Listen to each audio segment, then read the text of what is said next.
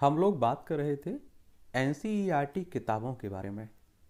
और आपने देखा होगा कि लास्ट क्लास में हम लोगों ने कक्षा 12वीं की इतिहास की जो किताब है उसका नाम है भारतीय इतिहास के कुछ विषय भाग 2 के नाम से उस पर बात की थी कि उसमें क्या क्या पढ़ना है और कैसे आप लोग पढ़ेंगे। आज की इस क्लास में हम लोग बात करेंगे इतिहास की कक्षा 12वीं की किताब का नाम है एक और भारतीय इतिहास के कुछ विषय भाग 3 के नाम से। अगर आप लोग दुकान पे खरीदने जाएंगे ना तो यही कह दीजिएगा आप लोग कि कक्षा 12वीं की इतिहास की किताब चाहिए जिसका नाम है भारतीय इतिहास के कुछ विषय भाग 3। और आपको मालूम होगा कि अगर आप लोग यूपीएससी यानी कि सिविल सर्विस आईएएस की तैयारी करें या फिर स्टेट पीसीएस की, और जब मैं स्टेट पीसीएस कहता हूँ ना तो सिविल सर्विस की तरह आपके राज्यों में भी स्टेट पीसीएस का एग्जाम होता है। और जिसमें आप देखते हैं यूपी पीसीएस में UP PCS, MP PSC, Bihar PCS, Rajasthan, Chhattisgarh, इस तरह के तमाम राज्यों में उनके यहाँ पीसीएस का एग्जाम होता है। तो इन सब के लिए एनसीईआरटी किताबें आप काफ़ी महत्वपूर्ण है और एक आपका बेस मजबूत होता है। आप लोग जब स्पेशल कोई किताब पढ़ते हैं ना तो उसे आप लोग बहुत बेहतर तरीके से समझ पाते हैं। और पहली बार आप लोग जब भी एनसीईआरटी किताबों को पढ़ रहे होते हैं या कोई और किताब पढ़ रहे होते हैं तब आप लोग कोई नोट्स बनाने का काम मत किया करिएगा। जब एक से दो बार उस किताब को पढ़ लेते हैं तब आप लोग नोट्स बनाया करिएगा। तब आप लोगों को समझ में भी आएगा कि आपको नोट्स बनाते समय किन पॉइंट को नोट करना है और क्या आपको लिखना है, क्योंकि पूरी किताब तो आपको नहीं उतारनी है, ये तो बात आप लोग भी जानते हैं। आप लोगों को वही पॉइंट अपने नोट्स में कवर करने हैं जो आने वाले वक्त में जब आपका पेपर नज़दीक होगा, एग्जाम होगा, उस समय आप लोग मतलब फटाफट से रिवीजन कर सकें, उसका उसे दोहरा सकें। ठीक है। और जैसा कि आप सभी जानते हैं कि हम लोग बहुत सारी क्लासें कवर कर चुके हैं। अगर यूपीएससी एग्जाम से संबंधित आपके दिमाग में कोई भी डाउट है तो यूपीएससी एग्जाम के नाम से जो प्ले लिस्ट सूची बना रखी है इसे कवर कर लीजिए। आपके हर सवाल का जवाब बहुत ही आसान शब्दों में मिल जाएगा। एमपीपीएससी वालों, आप लोगों के लिए भी पूरी क्लासें ले रखी हैं तो इसे आप भी कवर कर लीजिए। और एनसीईआरटी से संबंधित आपके दिमाग में कोई डाउट है तो NCERT books for UPSC PCS के नाम से बनी हुई है जो प्लेलिस्ट सूची है, इसे आप लोग कवर कर लीजिएगा। चलिए तो इस किताब को हम लोग देख लेते हैं कि क्या क्या पढ़ना है, इसमें क्या क्या है। और कक्षा 12वीं के लिए है इतिहास की किताब। और एक काम और आप लोगों को करना है, ये सवाल आप में से बहुत सारे पूछते भी रहते हैं कि हमें अगर हम कक्षा 6वीं की पहले किताबें पढ़ लेते हैं, फिर कक्षा 7वीं की, फिर 8वीं की, सभी सब्जेक्टों की बात हो रही है, तो ऐसा ना करके अगर मेरी राय माने आप लोग, मेरी मेरी सलाह माने तो पहले आप लोग कोई भी एक सब्जेक्ट उठाइए, उसकी कक्षा 6वीं से लेकर 12वीं तक की किताबें कवर कर लीजिए।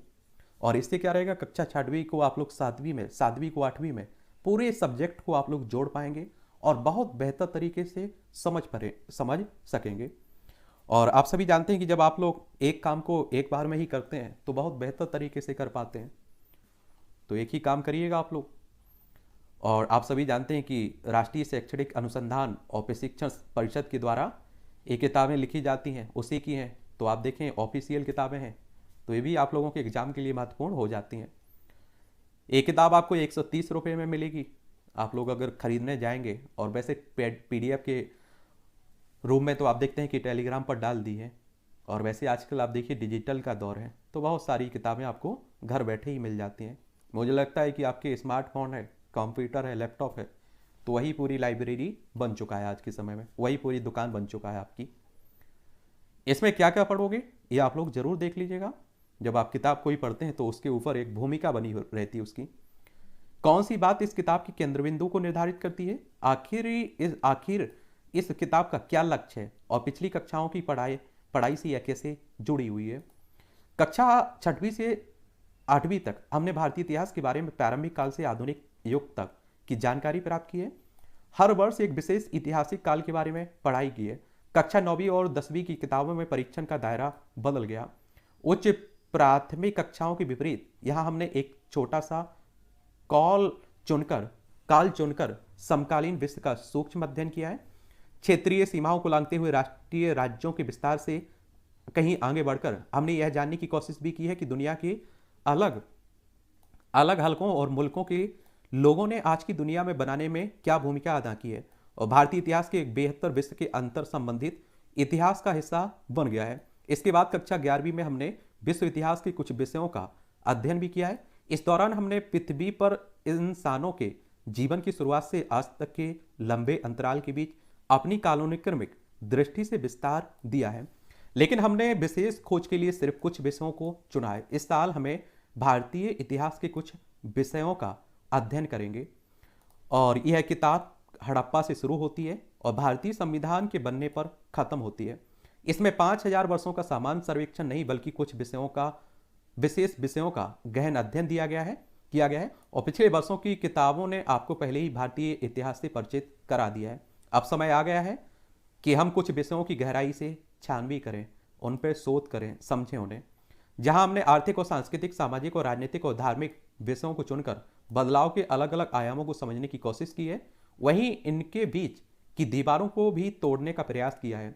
जहां इस बात के कुछ विषय आपको उस युग की राजनीति और सत्ता और शक्ति की प्रकृति से परिचित करवाएंगे, वहीं कुछ में यह समझने का प्रयास भी है कि समाज कैसे संगठित होता है, कैसे काम करता है और कैसे बदलता है।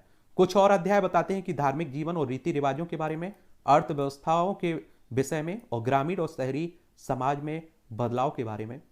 और इनमें से हर विषय आपको इतिहासकारों के शिल्प से अवगत कराएगा, और इतिहास को ढूंढ निकालने के लिए इतिहासकारों को स्रोतों की जरूरत पड़ती है, जिनके माध्यम से अतीत के बारे में जाना जा सकता है।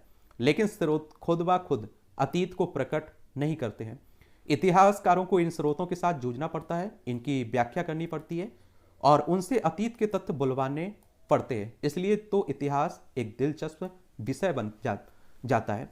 पुराने स्रोतों से भी हमें कई नई जानकारियां मिल सकती हैं, यदि हम उनसे नए सवाल पूछें और उन पर अलग तरीके से नज़र दौड़ाएं। इसलिए हमें यह जानने की ज़रूरत है कि इतिहासकार किस तरह से स्रोतों को पढ़ते और कैसे वे पुराने स्रोतों में नई खोज निकालते।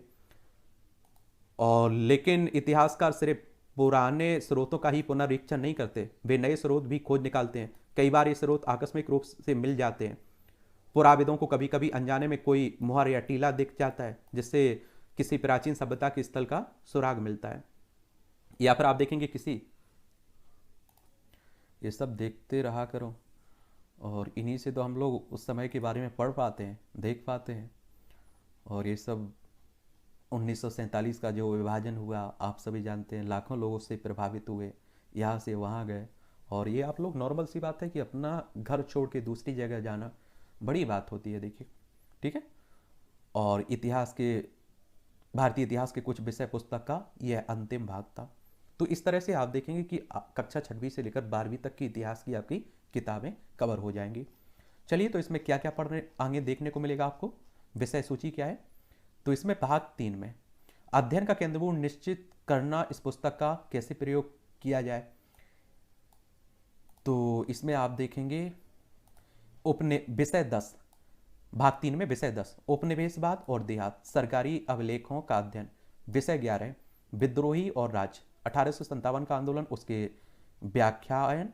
और विषय 12 औपनिवेशिक शहर, नगरीकरण, नगर योजना, स्थापत्य।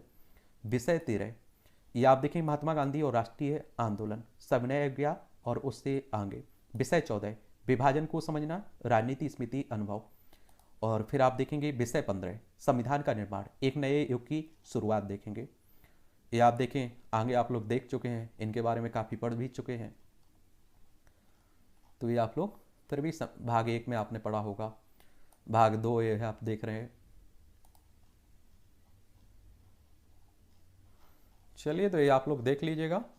और इसका पहला जो भाग, अध्याय कह लीजिए, विषय कह लीजिए, इसके बारे में जैसे अध्याय 10 है इसका, जैसे उपनिवेशवाद और देहात, सरकारी अभिलेखों का अध्ययन आप लोग देखेंगे। इस अध्याय में आप यह देखेंगे कि औपनिवेशिक शासन का अर्थ उन लोगों के लिए क्या था जो देहात में रहते थे। और इस अध्याय के माध्यम से आप बंगाल के जमींदारों से मिलेंगे, उन राजमहल की पहाड़ियों की यात्रा करेंगे जहाँ पहाड़ियों और संथाल लोग रहते थे, और फिर वहाँ से दक्कन की ओर आगे बढ़ते थे।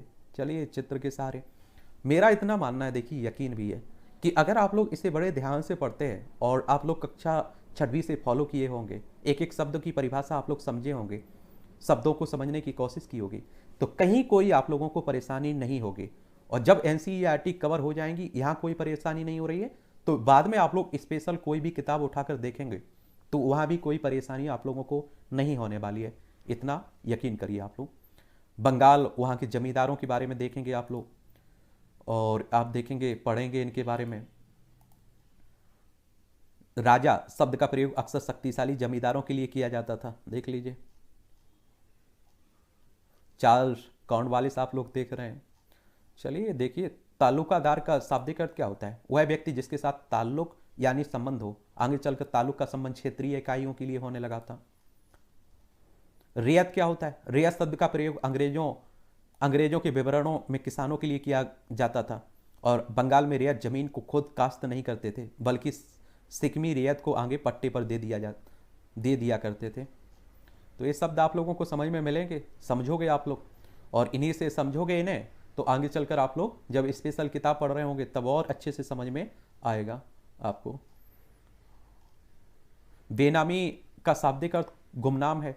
हिंदी तथा कुछ अन्य भारतीय भाषाओं में इस शब्द का प्रयोग ऐसे सौदों के लिए किया जाता है जो किसी फर्जी या अपेक्षाकृत महत्वहीन व्यक्ति के नाम से किए जाते हैं और उनमें असली फायदा पाने वाले व्यक्ति का नाम नहीं होता है। लठियाल शब्द का अर्थ है कि वह व्यक्ति जिसके पास लाठी या डंडा हो। ये जमींदार के लठैत यानी डंडेबाज पक्षधर होते थे। तो जी, अब आपको एक एक शब्द की परिभाषा मालूम चल रही है। चलिए देखते रहिए आप लोग। एक्वाटेंट एक ऐसी तस्वीर होती थी जो तामपट्टी में अम्ल की सहायता से चित्र के रूप में कटाई करके छापी जाती थी। चलिए, तो आप लोग, और आपका कोई सवाल हुआ करे, कोई शब्द ऐसा मिला करे जिसे आप लोग नहीं समझ पा रहे हैं, तो आप लोग जरूर बताया करिएगा मुझे, ठीक है? आपको परेशान नहीं होना पड़ेगा।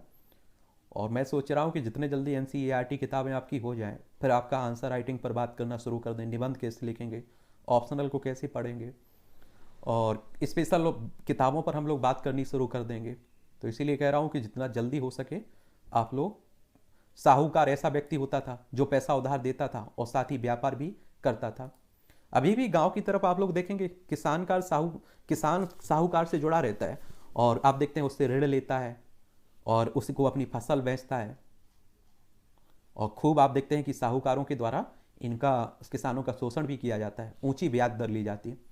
किरायाजीवी शब्द ऐसे लोगों का घोतक है जो अपनी संपत्ति के किराए की आय पर जीवन यापन करते हैं।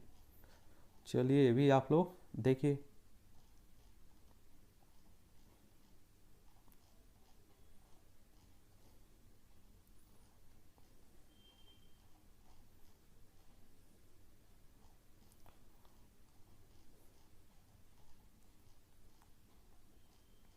एक काल रेखा हो गई, देखिए 1765 में इंग्लिश ईस्ट इंडिया कंपनी ने बंगाल की दीवानी प्राप्त की थी।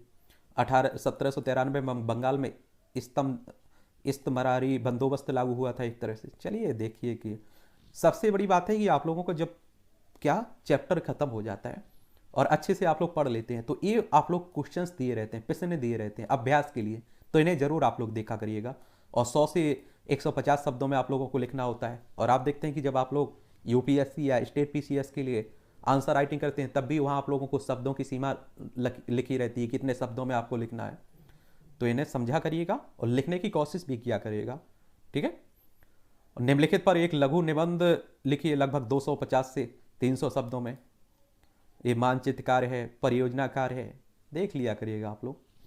तो इस तरह से आप देखेंगे कि 12वीं का इतिहास की अंतिम किताब भारतीय इतिहास के कुछ विषय भाग 3 को भी हम लोगों ने कवर कर लिया है।